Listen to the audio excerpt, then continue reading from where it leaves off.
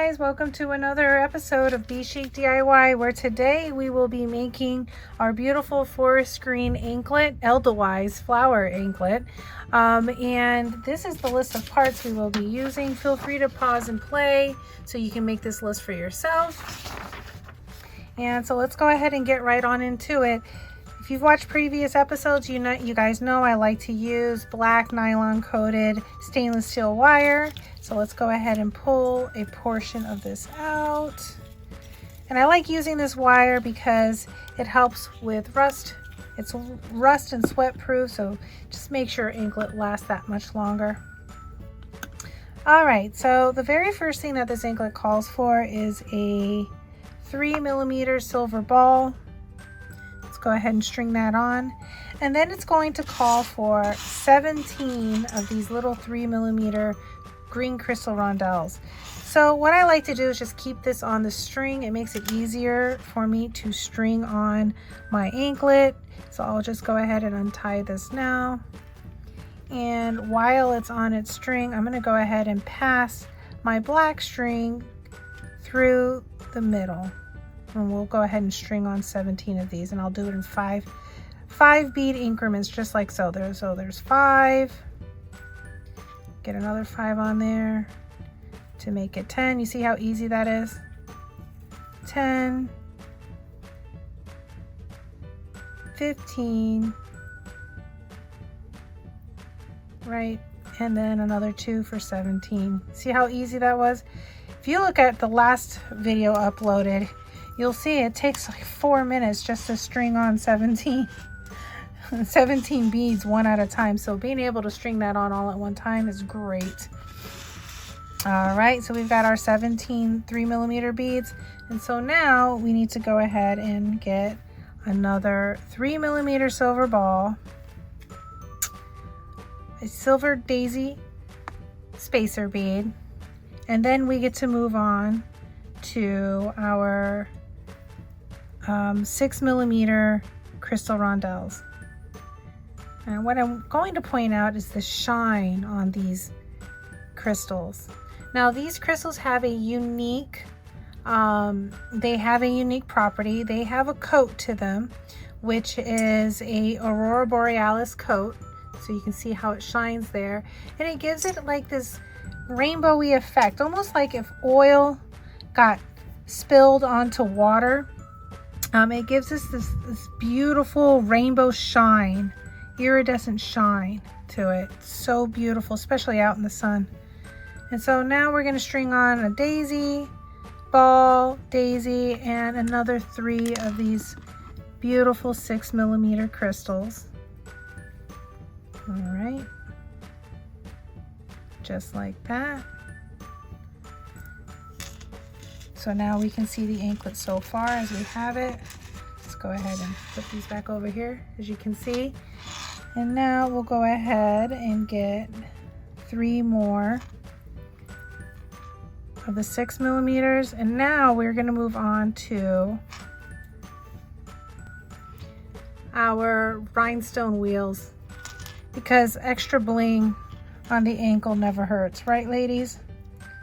Or gentlemen, whoever like to wear these ankles, we are all inclusive. All right, another 3 of the 6mm. There we go, that looks more like it. And so now we've reached the midway point of our anklet. So let's take a look at that here on camera. This is the midway point. So this is half of the anklet. All we have to do now is repeat this on the opposite way. All right, so for time's sake, I'm going to go ahead and speed this up. And so ready, set, activate, lightning mode.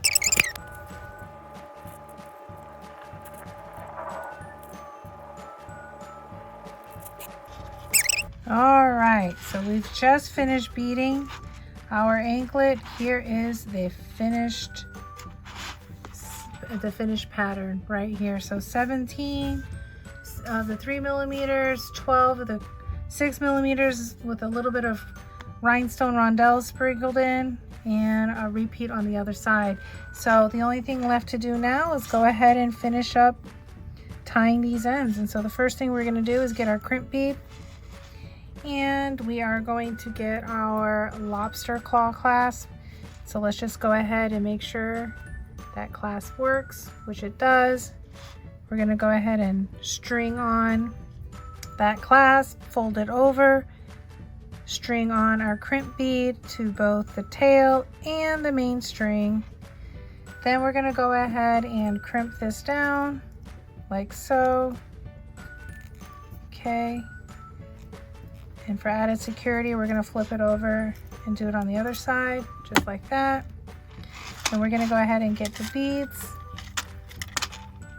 and hide this tail string by stringing on the other beads here, just like that.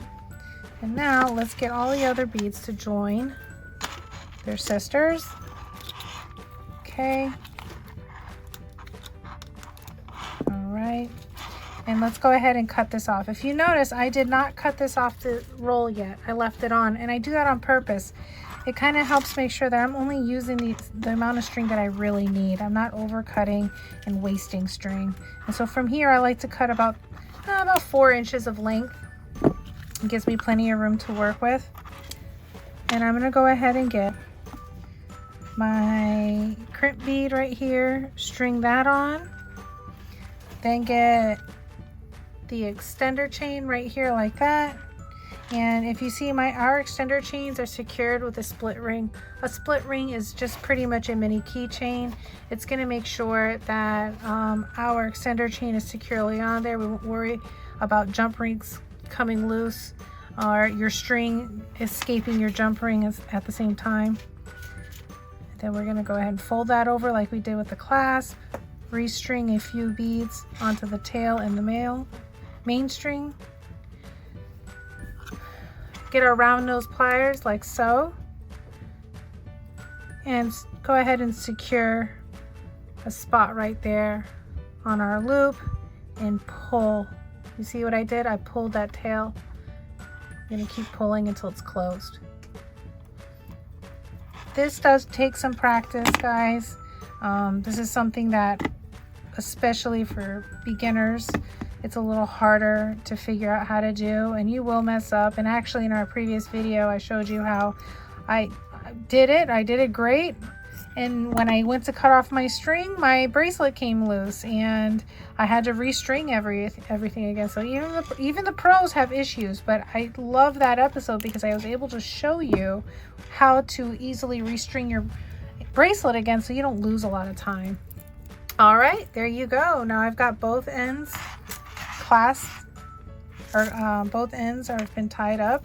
I'm clasping it together. Now the only thing we're missing is our edelweiss flower, which is right here. There she is. Isn't she pretty? And so let's go ahead and get our jump ring, which I have over here. And let's get our edelweiss flower attached to our beautiful green anklet. Okay, let's open up that jump ring. Let's get that flower on there. Then let's get our bail right here and attach that flower just like so. And now we just want to close up that jump ring. Now you might be wondering, why did I use a split ring over here and instead I just used a standard jump ring? Well, if you look at the thickness of this split ring, it's a little bit wider, and you would have a hard time fitting it through that hole of the edelweiss charm. And so we have to use a jump ring, but we do use a thicker gauge jump ring. I believe this is 16, so it's pretty thick. And there you go. Let's go ahead and get that in the middle right there for you. There you go. Isn't it pretty? Well, guys, thank you so much for joining me on this episode of Be Chic DIY. I hope you had fun making this anklet like I did. And we are growing our community here on all social media platforms and YouTube. So please like, share, subscribe, tick the bell so you will be notified of our upcoming episodes. And most importantly, be chic, be happy, and be inspired. Thank you guys so much. I'll see you on the next one. Love ya. Bye.